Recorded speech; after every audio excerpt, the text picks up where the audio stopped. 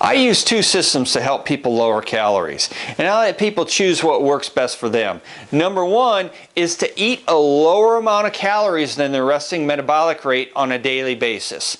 Number two is to use different systems of intermittent fasting that include fat loss days and maintenance days.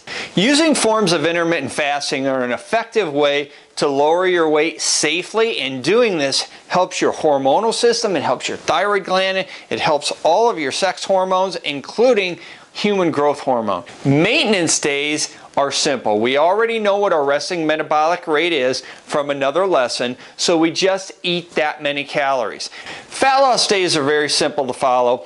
All you do is eat one meal or two meals on that day and keep your calorie content usually around 500 to 600 calories. I know a lot of athletes that will have a smoothie for one meal and a smoothie for another meal, and that's all they'll do on a fat loss day. It's probably the easiest thing you can do. I know other athletes that will take 2 servings of smoothie, eat it on one meal, and then they might have a fourth a cup of nuts on that day, and it keeps them good on their fat loss days. So it's very easy to follow. Now, depending on exercise and depending on if you're going to add some calories back for exercise, you'll figure that in on your weight loss day. Remember, that is something that you need to adjust for yourself depending on how much body fat you need to lose.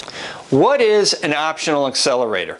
Well, that is something that'll kick things in gear just a little bit faster. I like to think of it like this.